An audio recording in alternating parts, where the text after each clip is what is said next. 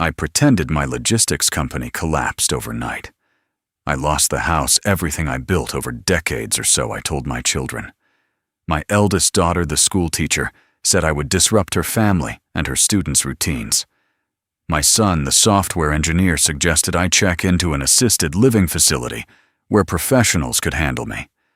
But my youngest daughter, Avery Turner, the hotel front desk clerk, who struggles to cover rent each month, didn't hesitate.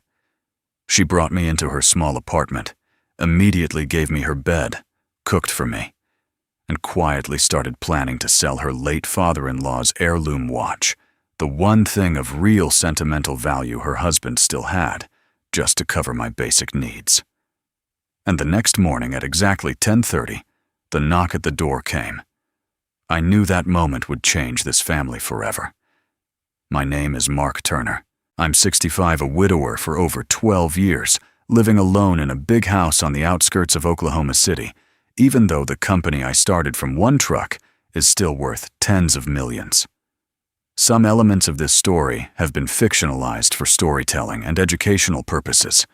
Any resemblance to real people or events is purely coincidental. Before we go any further, take a second, right now. Drop a comment below and tell me where you're watching from. Your stories and thoughts mean a lot. I read far more comments than you probably realize. To understand why I had to do what I did, let me take you back to the days just before everything changed. Those phone calls came on a quiet evening in late fall, the kind of night when the Oklahoma wind rattles the windows, but the house stays perfectly still inside. I was sitting in the living room with the lights low, staring at the empty armchair across from me, the one my wife used to sit in while reading. 12 years since she passed, and I still expected to see her there sometimes. The company I built from one beat-up delivery truck had grown into a logistics network, spanning 3 states worth tens of millions on paper. I had given my children everything I thought mattered: private schools, college funds that cost hundreds of thousands each, down payments on houses, so they could start their lives without debt. Yet the house felt bigger and emptier every year. The first call came around 7. The screen showed Cameron's name, my eldest son, the software engineer, who had moved to Austin for the tech boom. "Dad, good you picked up," he said, voice clipped and efficient like he was fitting me between meetings. "Listen, I'm looking at a Series A round for this AI routing startup. Projected ROI around 40% in 18 months. Solid team from UT Austin. I need $250,000 to secure my allocation before the window closes." No hello. No. "How are you?" Just numbers and timelines. I tried anyway. "How's work going?" "Otherwise, son. You eating okay?" "Busy as hell, Dad. This is time sensitive. Can you wire it by tomorrow? I'll send the details." I paused. "Sure. But maybe we could talk more when. Appreciate it. Gotta jump on another call. Thanks, Dad." The line went dead. I set the phone down slowly. Cameron had always been the sharp one top of his class internships at big firms, now leading engineering at a mid-sized SaaS company. I had paid for every step. Yet the conversation lasted less than 3 minutes, and not once did he ask about me. Less than an hour later, the phone rang again. Peyton this time. My daughter, the high school English teacher in Chicago. "Hi, Dad," she said. Voice soft and warm at first, the way she used to sound when she was little. "I've been thinking about you a lot lately. Are you okay out there all by yourself?" My heart lifted for a second. "I'm managing. How about you?" "School going well." "Oh, you know how it is, papers to grade parents to call the usual. But Dad, I've been really stressed. The apartment is fine, but after teaching all day, I just need somewhere peaceful to recharge. Richard and I found this little weekend place outside the city, nothing fancy, just a cabin on a lake. The down payment is $200,000. I hate asking, but you wouldn't want me burning out, right? You've always said family comes first." There it was. The warmth lasted exactly long enough to soften the request. "Peyton, that's a lot of money." "I know, Dad. But think about it. If I'm happier, I can be a better teacher, a better daughter. You don't want me exhausted every time we talk, do you?" I rubbed my forehead. "Can you come visit soon? We could discuss it in person. Maybe after the semester. Things are crazy right now. Just let me know about the money when you can." "Okay. Love you." She hung up before I could answer. I sat there in the dark for a long time. 2 calls. 2 children I had raised and funded through every milestone. 2 requests for large sums of money. And in both conversations, not one real question about my life, my health, my days alone in this oversized house. The silence pressed in heavier than before. I realized something cold and clear somewhere along the way. I had stopped being their father and become their bank account. They only reached out when they needed something withdrawn. That night, I didn't sleep much. I kept replaying the calls in my head, Cameron's clipped efficiency, Peyton's practiced concern that evaporated the moment the ask was done. By morning, the decision had formed, quiet, but certain. I needed to know the truth. Not the truth about their bank balances or their careers. The truth about whether any of it, the money, the houses, the educations had taught them what family really means. The next evening, the phone rang again. This time, the screen showed Avery's name. My youngest daughter, Avery Turner, the hotel front desk clerk, who worked nights in Denver and barely made rent each month. I answered on the second ring. "Dabach." Her voice came through soft and steady the way it always did when she was tired, but still wanted to talk. "I just got off shift. How are you? Are you eating okay? Did you take your blood pressure meds today?" I felt something catch in my throat. "I'm getting by. How about you? Long day?" Yeah, the hotel was packed. Tourists coming in late, complaints about the Wi-Fi, the usual. But I kept thinking about you. It's been a while since we really talked. Hunter's been working double shifts too. His freelance coding gigs dried up last month, so we're stretching every dollar. But we're okay. I just wanted to make sure you're okay. No ask, no hint of needing anything, just concern. We talked for nearly 40 minutes. She told me about a guest who left a thank you note with a $20 tip, how she used it to buy groceries instead of coffee. She asked if I was sleeping all right if the house felt too quiet. She laughed quietly when I mentioned the stray cat that sometimes showed up on the porch. She ended with, "I love you, Dad. Take care of yourself. Call me anytime, okay?" When the call ended, I sat there holding the phone, eyes stinging. For the first time in years, maybe longer, one of my children had called just to check on me. Not to deposit a request, not to update me on their life in a way that circled back to money. Just to care. I didn't sleep that night. I kept replaying her voice, the genuine worry in it. Avery had always been different. She chose community college instead of the fancy universities her siblings attended.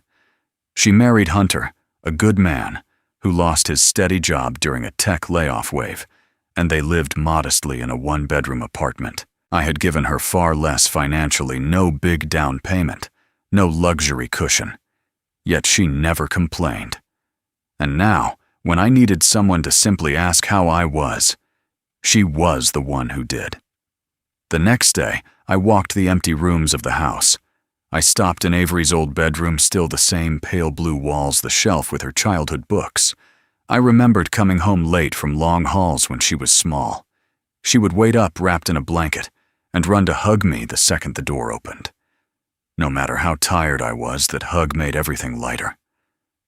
I sat on the edge of her old bed and thought about Cameron and Peyton. Their calls the night before had been efficient, transactional. Avery's had been human. By the second day, the idea had solidified. I needed to know the truth, not about what they wanted from me, but about what they would give when I had nothing left to offer. I needed to test whether the money I poured into their lives had taught them anything about real family. I called Brian Young that afternoon, my attorney and closest friend for over 30 years. "Brian, it's Mark. I need your help with something unusual." He listened without interrupting as I explained.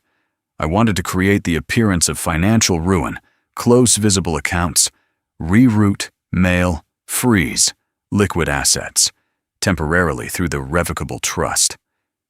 We set up years ago, make it look like the company had collapsed under supply chain debt and bad contracts. No forged documents, no illegal steps, just strategic privacy and timing, so the story held water. Brian was quiet for a long moment. "Mark, you're 65. This is a big emotional risk. If it goes wrong—" "I know," I said, "but I have to know. The trust is revocable. You can amend it later if needed. Just help me stage it safely." He sighed. "All right. We'll do it clean. I'll handle the trust amendments for privacy, redirect statements, create a paper trail of losses.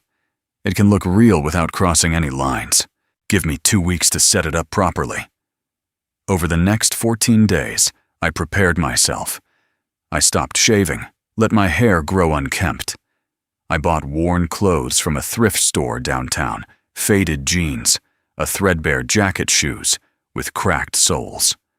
I practiced the story in front of the mirror: supply chain disruptions after the pandemic, contracts canceled, overnight assets sold at a loss to cover debts, the house underwater on the mortgage. I made sure my voice cracked at the right moments. My hands shook slightly when I spoke. Each evening I looked at the photo of Avery on the mantel, her graduation day, smiling, wide arms around my neck. I told myself this test wasn't punishment. It was clarity. By the end of the 2 weeks, I looked like a man who had lost everything, and I felt ready to find out who would still see me as their father. 2 weeks later, I boarded the early flight to Austin. The plane landed just after noon. I took a ride share to the suburb where Cameron lived, a gated community with manicured lawns and wide driveways. The house came into view, 2 stories, stone facade, the kind of place that screamed stability. I had wired him $300,000 for the down payment when he closed on it 5 years ago. Now I stood in front of it, looking like someone who had lost everything. I rang the bell. Footsteps approached. The door opened, and Cameron stood there in a polo shirt and jeans, hair still damp from a shower. His eyes widened for half a second before narrowing. "Dad, what are you doing here?" I kept my voice low and unsteady, just as I had practiced. "Something happened, son. The company, it collapsed. Supply chain broke, contracts, canceled, debts piled up. I lost the house. Mortgage foreclosed. I have nowhere to go. I just need a couch for a few days until I figure things out." Cameron glanced over his shoulder into the house. I caught a glimpse of Taylor in the kitchen, pausing with a coffee mug in hand.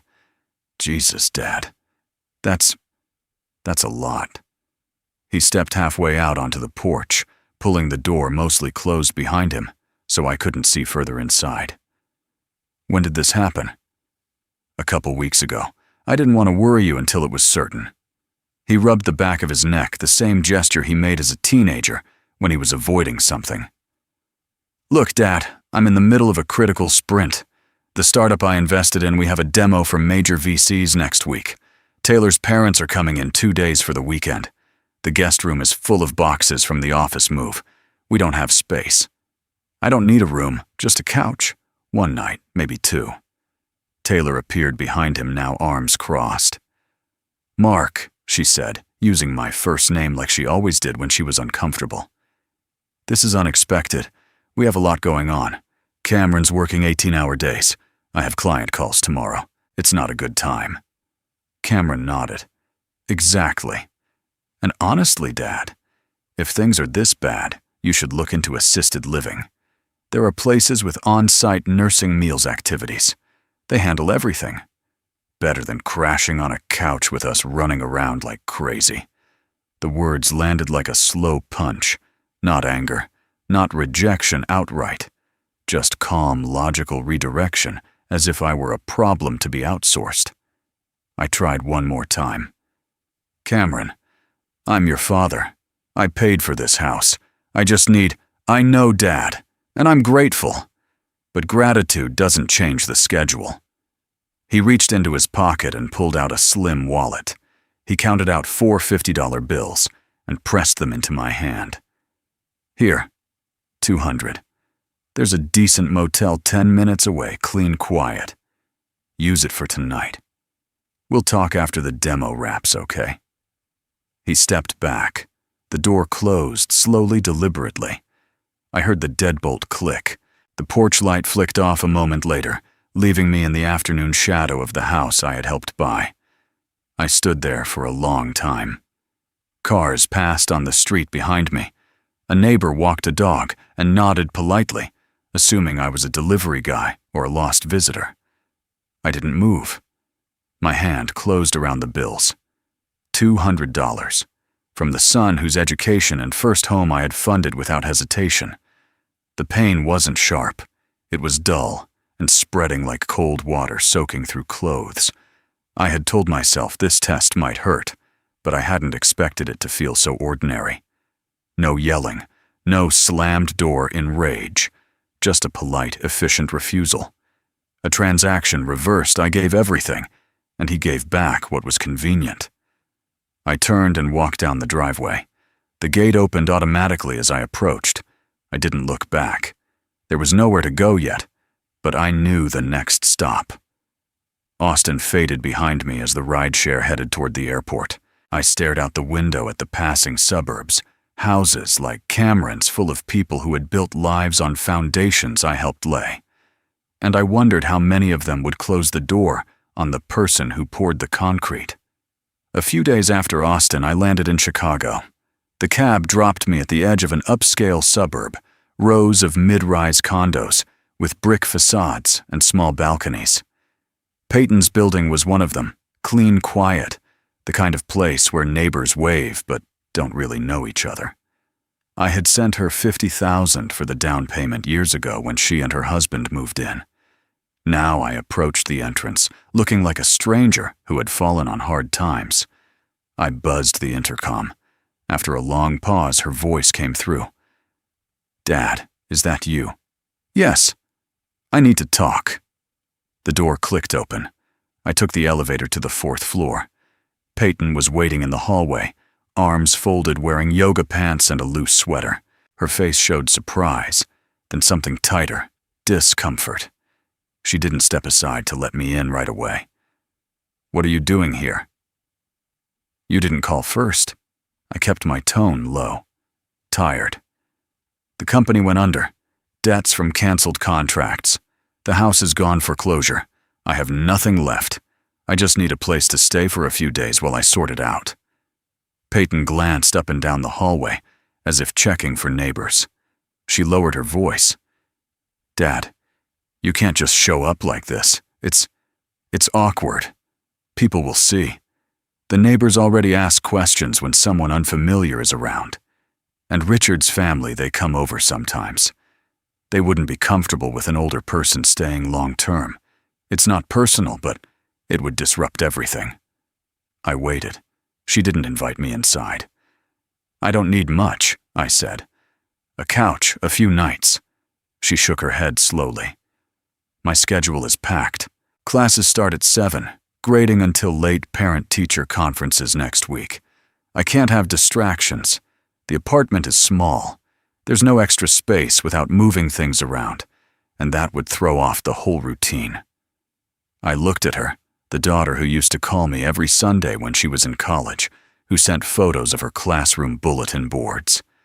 Now she stood there like I was an inconvenience to be managed.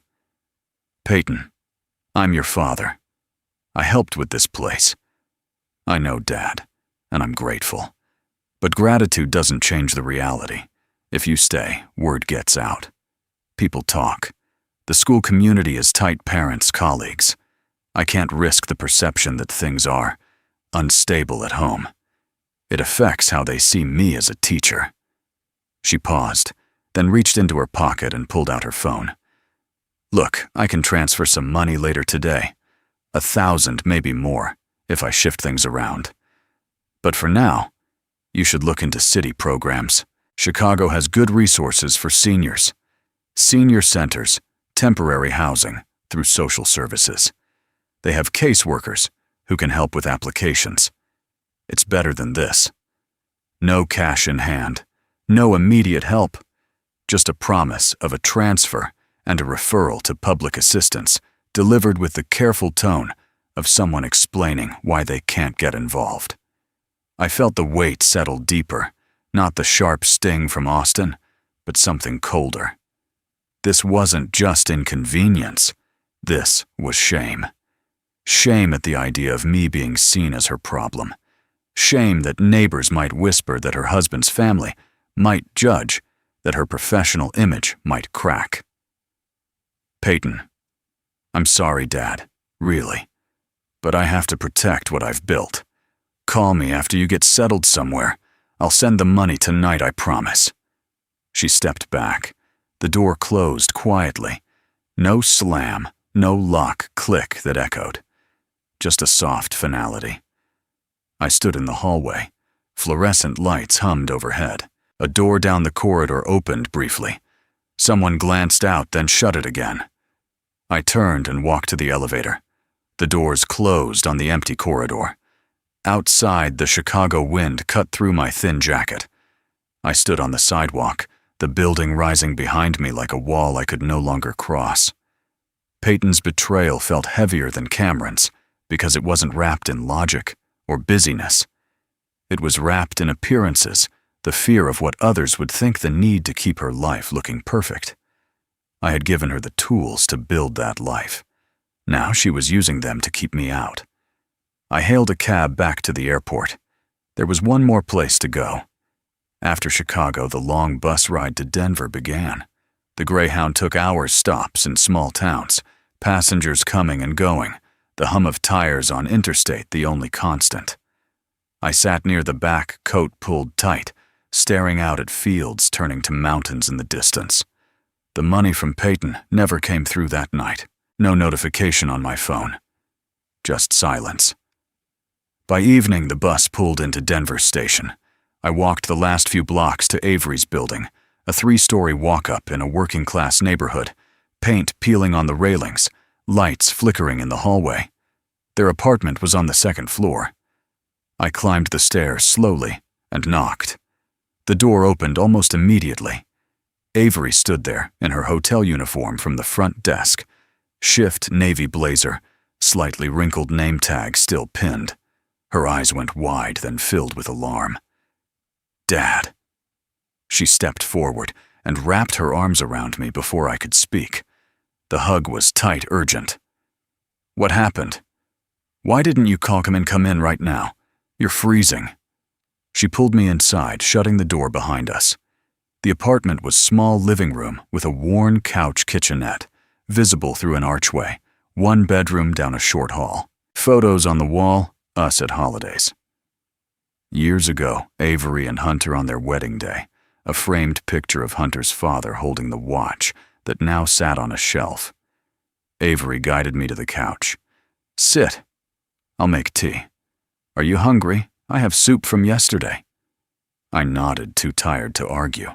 She moved quickly, kettle on bowls, out talking the whole time. Hunter's on his way home from the warehouse. He'll be here soon. Dad, tell me what's going on. You look exhausted. I told her the story I had rehearsed. Company collapse, house gone, no place left. I kept my voice low, letting it crack where it needed to. Avery listened without interrupting. When I finished, she sat beside me, hand on my arm. You're staying here. No discussion. The bedroom is yours. Hunter and I will take the couch. Avery, I can't. You're not asking. I'm telling you. She stood up. You're my dad. This is what we do. Hunter arrived 20 minutes later, keys jingling, carrying a bag of takeout. He saw me and didn't hesitate. Set the food down, shook my hand firmly, then pulled me into a quick hug. Mr. Turner, glad you're here. Whatever you need, we got you. They insisted I eat first. Avery heated soup, sliced bread, poured tea. Hunter asked simple questions. Was the bus ride okay? Did I need anything from the store? No probing about details, no calculations in their eyes. Just concern. After dinner, Avery showed me the bedroom. It was modest. Double bed. Small dresser, a lamp on the nightstand. She changed the sheets while I waited in the living room. Take your time. Shower's down the hall. Towels are clean. When she finished, she hugged me again. Get some rest, Dad. We'll figure everything out tomorrow. I lay in their bed that night, the sheets smelling faintly of laundry soap. The apartment was quiet, except for the low murmur from the living room, Avery and Hunter settling on the couch, blankets rustling. I couldn't sleep. Around midnight, I heard them speaking softly. The walls were thin, every word carried. Hunter's voice first gentle. She's been quiet since dinner. You okay? Avery sighed. I'm worried. He said the company went under fast. No savings left. Medical stuff might come up. Blood pressure, meds, checkups. Our insurance won't cover him as a dependent anymore. A pause. Fabric shifted. Hunter said, We can make room in the budget. Cut back on a few things. It's not enough, Avery answered. The rent's due next week. Groceries are already tight. And if he needs therapy or meds long term. Another silence. Then Avery's voice quieter. The watch. Your dad's watch. It's the only thing left from him. I hate even thinking it. Hunter didn't answer right away. I know, he said finally. But if it's between keeping it on a shelf and helping your dad, we sell it. Pawn shops downtown give fair prices for vintage pieces.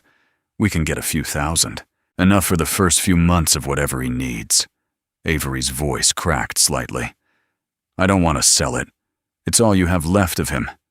But if I have to choose between the watch and Dad sleeping on the street, you don't have to choose alone, Hunter said. I'm with you. Your dad is family now, too. We make it work. They talked more numbers, timelines, how to get the best offer without rushing. Avery's voice stayed steady, but I could hear the emotion underneath. She wasn't complaining. She was planning. Sacrificing. I lay there in the dark, tears slipping down my temples into the pillow. They didn't know I could hear. They didn't perform for an audience. This was real. Cameron had given me cash and a suggestion to go elsewhere. Peyton had offered a future transfer and directions to public services. Avery and Hunter were already dividing what little they had, not because they had extra, but because they couldn't imagine doing anything else. The watch, a simple heirloom, a piece of metal and memory. They were willing to let it go so I could have a bed food medicine. No hesitation in the end, just quiet acceptance. I wiped my face with the back of my hand. For the first time in weeks, the ache in my chest eased, not gone, but different.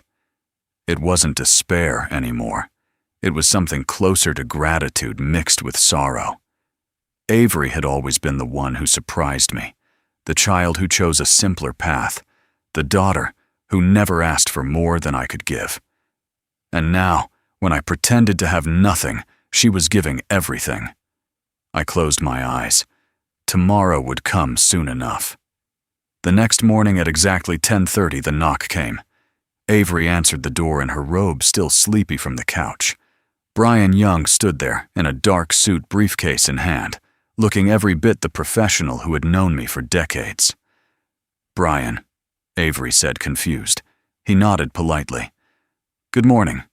I'm here to see your father. I stepped into the living room.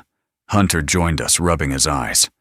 We sat around the small kitchen table, Avery and Hunter on one side, Brian and me on the other. The briefcase opened with a quiet snap. I took a breath. Avery, Hunter, everything I told you was a test. The company never collapsed. The house is still mine. The assets are intact. I staged the whole thing to see what my children would do when they believed I had nothing left. Avery's face went pale. Hunter reached for her hand under the table. I continued. I went to Cameron first. I stood on his porch in Austin and asked for help a couch a few days. He gave me a couple $100 and suggested assisted living because his schedule was too full and his in-laws were visiting. The door closed slowly. No invitation inside. Avery's eyes widened, but she stayed silent. Then I went to Peyton in Chicago. I told her the same story. She stood in the hallway, arms crossed, and said my showing up would make things awkward for the neighbors and her husband's family. She worried about appearances about her teaching reputation. She promised to transfer money later, but never did. Instead, she directed me to public senior programs. The door closed quietly. Brian placed the amended trust documents on the table. "This is the revocable trust we updated weeks ago," he said. "Mark has restructured it. Avery, you receive the majority tens of millions in assets, plus a lakeside villa here in Denver deeded and ready. Cameron and Peyton receive nominal amounts, symbolic only enough for basic needs, but nothing more." I looked at Avery. I cut off financial support for the other two. No more wires, no more gifts, no more safety nets. I will withdraw from their lives. I won't continue a relationship built only on what I can provide. Avery shook her head slowly. "Dad, you didn't have to do this. I would have helped anyway." "I know," I said. "That's exactly why you deserve it." Hunter squeezed her hand. "We don't need millions. We just wanted you safe." Brian cleared his throat. "The documents are signed. Transfers can begin immediately. The villa is in a quiet area outside Denver, 4 bedrooms, lake view, paid in full. It's yours whenever you're ready." Avery stared at the papers. Tears welled up, but she didn't cry. She looked at me with something like sorrow mixed with understanding. The changes unfolded over the next 6 to 12 months. Cameron's startup hit roadblocks. Without the follow-on funding he had counted on from me, the VC round fell short. The demo impressed no one. The company folded quietly. His reputation in Austin's tech scene suffered word spread that he overpromised and underdelivered. He took a lower-paying role at a smaller firm, the kind of job he once would have dismissed. The house payment stayed high. Taylor's parents stopped visiting as often. Peyton felt the shift more gradually. The promised transfers never came again. Her lifestyle weekend getaways, private tutors for the kids she planned to have extra courses for certification, became unsustainable on a teacher's salary alone. Richard's family started asking questions about money. They sold the dream cabin she had wanted so badly. She took on summer school and tutoring to cover bills. The perfect image she guarded so carefully began to crack under the pressure of ordinary financial strain. I didn't hear about it from them. Mutual friends mentioned it in passing. I didn't reach out. They didn't either. Avery and Hunter moved into the villa 6 months later. They kept the apartment for a while, out of habit maybe, but eventually let it go. Avery still worked nights at the hotel for a time, then transitioned to a day shift at a local clinic. Hunter found steady freelance work again. They never acted entitled to the money. They used it quietly, paid off debts, set up college funds for future kids, helped Hunter's mother with medical bills. I visit them often now. The villa has a porch overlooking the lake. We sit there in the evenings, talking about nothing important and everything that matters. Avery still calls me Dad, the same way, warm without expectation. Hunter calls me Mark now, like family. Looking back, the test revealed more than I expected. Money can buy houses, educations, careers, even comfort. But it cannot buy the kind of love that chooses you when you have nothing to give in return. Real family is the person who opens the door when you arrive broken, who gives you their bed without a second thought, who considers selling a cherished heirloom because your well-being matters more than memory. Don't wait until you've lost everything to learn who would stay. By then, it may be too late to repair what was broken. Teach your children early that true success isn't measured in bank accounts or titles. It's measured in character, in gratitude, in compassion. If you forget that lesson, life will teach it eventually, often through the quiet, permanent silence of empty chairs at the table. I built an empire. I nearly lost 3 children along the way. But in the end, I found the one who reminded me what wealth really means.